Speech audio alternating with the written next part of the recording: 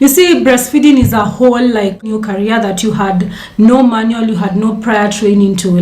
Good morning, good afternoon, good evening from wherever you're watching from. So in today's video, I'm going to talk about the importance of taking care of you, the mom, so that you can be able to produce for us both quality and quantity breast milk. In my previous videos, I have emphasized on the importance of breastfeeding. And this particular video, I want us to talk about two major things. That is the impact that breastfeeding has on the woman's well-being. That is basically their physical health, their mental health, their nutritional health. And I'm also going to talk about some of the solutions that you can actually apply to some of these challenges or these changes that come with breastfeeding, so that we can be able to promote and sustain breastfeeding, because now you need extra nourishment to repair and heal your body, as well as to ensure that you are producing enough and quality breast milk for your infant to promote proper growth and development. So some of the essential nutrients that are actually affected: we have iron, we have calcium, we have vitamin A, we have vitamin D, we have protein. Your purpose of eating when you're breastfeeding is nourishment and adequate fueling. So you do this by selection of nutrient dense foods and making sure that your meals are well paired. We have different food groups that we need to be consuming every other day. As a breastfeeding mom, your goal should be to ensure adequate intake of at least 8 to 10 of those food groups. This is very important because the different food groups have different nutrients in different amounts, different bioavailabilities, and different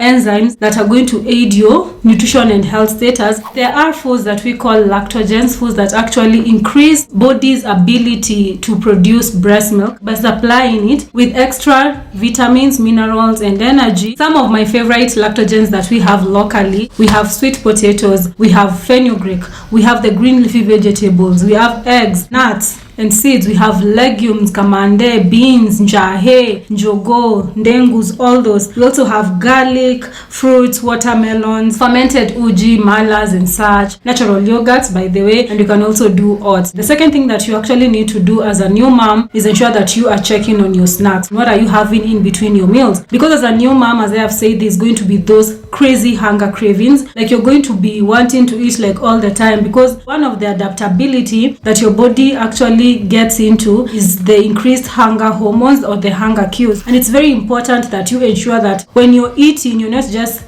eating to fill your stomach, you're eating for proper nourishment and proper fueling. Ensure that you take up healthier and denser snacks. Do things like fruit salads, enrich them with nuts, enrich them with avocados, enrich them with eggs. You can also do the fermented uji that I have talked about, shakes, protein shakes. Your water needs as a mom when you're breastfeeding are going to increase. You also need to ensure that you are increasing your fluid intake. The clear water is encouraged. We also encourage moms to take up broths, soups from oxtails, from bones, that are going to supply your body to help you even repair the crazy back pain that we experience after childbirth. Another way that you can take care of yourself as a mom is work on your mental well-being. You see, breastfeeding is a whole it's like a whole new career that you had no manual, you had no prior training to.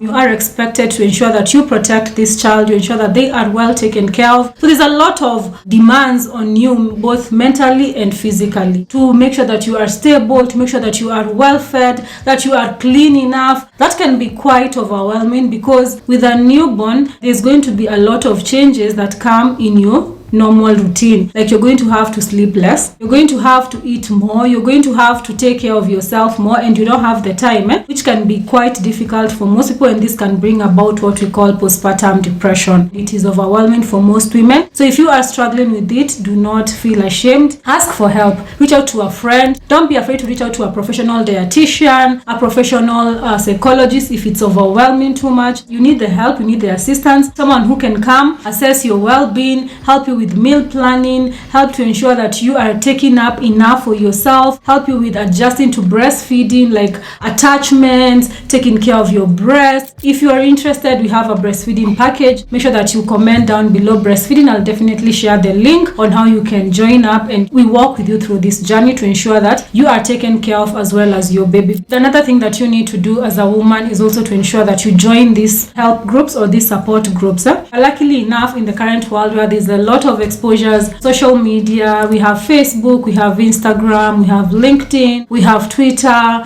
You can join up those groups on breastfeeding and pregnant moms. There's this Kenyan group on Facebook that is called My Newborn Group.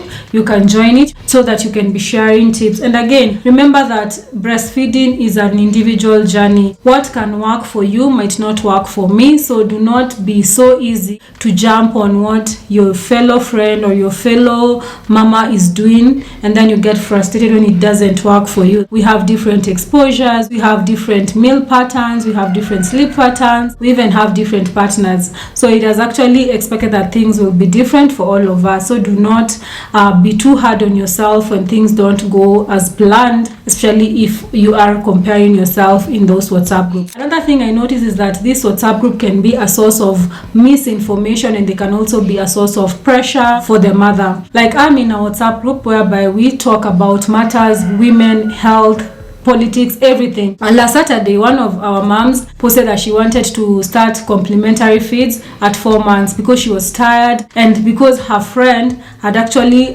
started feeding her baby and she was doing well, she was actually prospering. The attitudes that we have that breastfeeding is suffering, we need to stop that. You can actually prosper, you can take care of yourself as a woman, you can dress up and still breastfeed. You don't need to neglect yourself as a woman. Of course, I'm not expecting you to start wearing those crazy perfumes. You will attack your baby with allergies. I'm not even expecting you to have those crazy lotions that maybe you are using the Mombasa Road or the crazy things that women use in Kenya. If you're using that, you need to tone down on your breastfeeding because you want to have your baby's hormonal and endocrine system developing as best as it can. So before you quit, reach out to a professional, let them work with you. At Mumina Wellness, we have a package for mamas, as I have said, and we do monthly coaching programs if you're not interested in the packages, which cost 3,000 Kenyan shillings, and I will be in those WhatsApp group and I will be working with you through the challenges that you face. I'll be giving you practical solution. You have access to me, you can call me, you can video call me and discuss your challenges. We can do an assessment, and if interested, you can also plan for a physical assessment. That is how much I am intentional in taking care of all the breastfeeding mamas who want to continue breastfeeding, because breastfeeding has many benefits to the woman as well. It helps in reducing the excess weight that we gain during pregnancy, contraction of the uterus and such, to help us control and maintain our hormones. It also reduces postpartum depression, because with all the challenges when you're breastfeeding, you're bonding with the baby, and it is very good for your emotional and your mental well-being. So do not shy away to think that the society just wants to torture you by encouraging you to breastfeed. No, that is not what we want. We want to ensure that you get the best, you give your best, and your baby gets the best, so that we can have properly developed and well taken care of babies. The benefits of breastfeeding your baby are so much that you want to ensure that you continue this noble cause. So make sure that you check out this video next. I emphasize on some of the things that you can do to help you produce more milk for your baby if you're thinking you're not producing enough. But then before I go, let me just ask a question. Like, how do you know that you are producing enough breast milk? So stick around, because we'll be answering that next, and ensure that you check out that playlist on breastfeeding. By the way, it also has that and more as well. And consider subscribing, give this video a like, and let's continue with the noble cause of breastfeeding. Bye mamas, see you then.